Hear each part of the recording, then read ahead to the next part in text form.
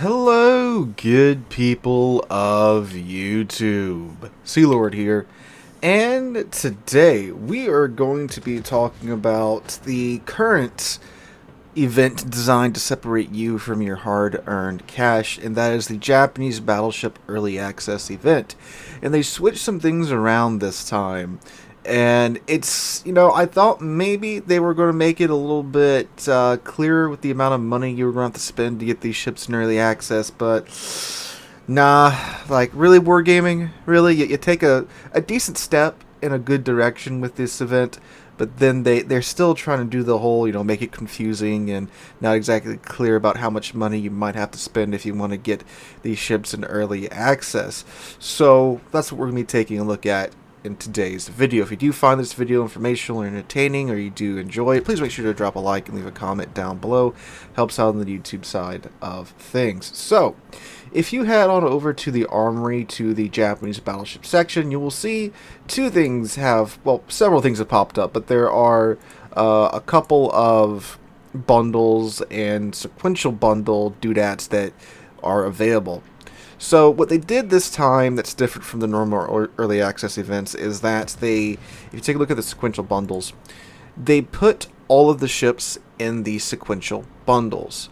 So the tier 8, the tier 9, and the tier 10, they're all here. Normally what happens is they'll put the tier 8 and the tier 9, or like the tier, depending upon how many ships are coming out. For example, the Japanese battle cruisers, they are just like a third of a line. So they're all three here. But if it's a full line, they'll put like the tier 5 to tier 8 in the sequential bundles, then they'll drop the tier 9 in the random bundles, and then put the tier 10 at the end of the sequential bundles, and the tier 4 to 3 or whatever are normally in like daily missions or whatever.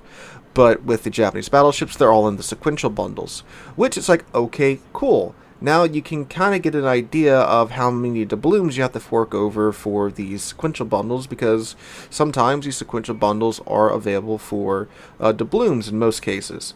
However, in true wargaming fashion, another resource has been added to the game for this event, and that is Japanese tokens. Now that's not unusual for these early access events, which, because it's not unusual doesn't mean it's a good thing, right? So these tokens are earned they're earned in one way. You can get them in the personal challenges missions, and you can earn a bit from that, right? And that would be basically my suggestion to you. Go through the personal challenges, earn whatever Japanese tokens you can get, and get whatever free stuff you can acquire from this event, and then just wait for 2 patches for the ships to come out in full, because again, all these ships, all 3 of them, will be in the game completely for free to grind in 2 patches, right? So no need to go and dump money into this event, and if you are interested in dumping money into this event, I have some bad news for you. So, with that being said, the other way you can acquire Japanese tokens is through the random bundles, the event that normally is where you acquire the tier 9 tech line ship, but they took a different approach to that this year. So if you take a look at the random bundles, you'll see that there are 75 of the suckers. And of course, in pretty much every single package that are in this random bundles, you do acquire at least 300 of these Japanese tokens. Now, in 4 of the random bundles, you acquire the tokens along with some combination of green boosters, credits, coal, or free XP.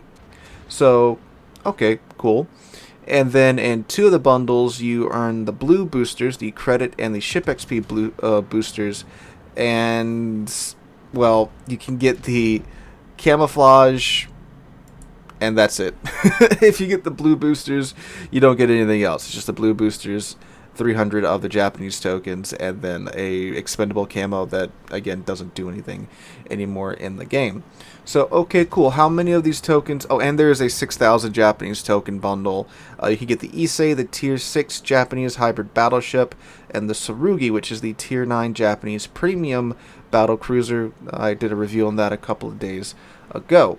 So, how many of these tokens do you need? I'm glad you asked. Well, if you hop back on over to the sequential bundles, you'll see at the bottom it says cost of all bundles 20,000 Japanese tokens.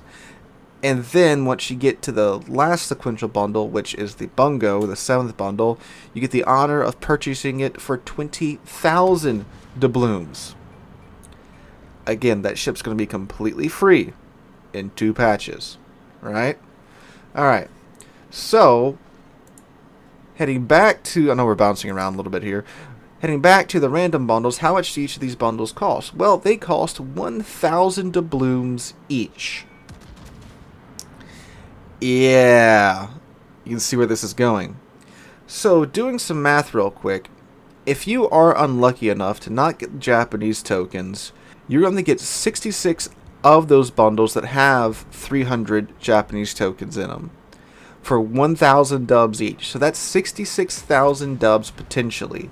And statistically, someone that, if a large amount of players go through this, someone is going to have to go to that full extent. So 66,000 doubloons in order to get to the 7th bundle. And then you're going to have to drop 20,000 doubloons for Bungo, which means you will spend 86,000 doubloons getting a tier 10 techline ship. That is $344 worth of doubloons. Now, there are ways to cut back on this, of course. If you are lucky enough and you get the 6,000 Japanese tokens, that takes the total cost down to 80,000 doubloons. And if you get the Issei and you already have the Issei, you get 2,000 doubloons in compensation. Now, you might be thinking, why only 2,000 doubloons for a tier 6 premium ship? Well, because you only paid 1,000 doubloons for it, so they give you the doubloons you paid for it back, and then, double that on top for another 1,000, so you get back double what you spent. So you get 2,000 back there, and that takes the total cost down to from 86,000 to 78,000 doubloons, which is still a large chunk of doubloons in order to get this techline ship. And yes, you can do the personal combat missions that will take the cost down even more, but you're still paying, multiple hundreds of dollars for a techline ship. A techline ship that's going to be free, again, in a couple of months. Now, in fairness, you do get more than just the ship right. Like, you're not just going through these bundles to acquire just the tokens. You probably are doing that as your main goal if you want to pay through the event. But you are getting, green boosters, blue boosters, credits, and coal on top of this. The coal bundles, they do have 2,500 coal in each of those bundles, and you can get 12 of those. So, if you're just down bad for coal, and you want to throw a bunch of money at the event in order to get coal in the Ultimate Bravery bundle, you can get 12 times 2,000, that's 24,000 coal, then you have the 500 on top of that. So you can get almost 30,000 coal in the event if you're just really down bad for coal. There is that, and again, you do get the credits and the ship XP and the free XP. I'm sorry, not ship XP, the commander XP and the free XP on top of that. But it's all stuff you can earn in the game completely for free. If you just play the game on a regular basis, take part in ranked and other events, you'll have a lot of coal. I play this game, it's me, right?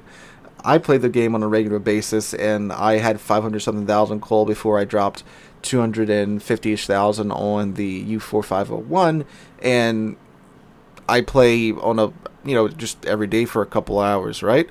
So it's nothing that you can't get by just playing the game, is what I'm saying, right? So just have patience. It's wargaming leading into the fear of missing out. Again, I do think putting all the ships into sequential bundles, that way there's no gambling for the ship outright, was a pretty good step in the right direction. But then they still go and put here's your token of the patch, right? Here's your temporary resource that you have to acquire in some way, shape, or form. And I get that you can't exchange them for other things in the event. You can get in the sequential bundles, you can get a tier 8 bonus package for the second one, which is pretty good. And you can buy the bonus package for the bungo right now with the tokens, which is excellent. I mean, that's going to save you from having to buy it in full release, right? And that's going to save you a fair amount of doubloons if you're planning on getting the bungo right, right? So that's a good move, but it's just, again, the you know, putting the veil over your eyes with how much money you'd have to dump into the game if you want to get them in early access. So again, guys, just have patience. The ships are going to come out complete for free in a couple of months. Again, go through the personal challenges, get what you can get. If you can get a couple of bonus packages for like a tier 8 ship, or the bonus package for like the bungo or the Adatara in exchange for the Japanese tokens, great. If you don't, you know, get all the ships, don't worry about it. Again, you can grind through them complete for free in a couple of patches. So guys, this is my 2 cents on the Japanese Battleship Early Access event. Let me know what you guys think in the comments down below. Hope you guys are having a wonderful Saturday and a wonderful rest of your weekend, and hope to catch you guys in the next one.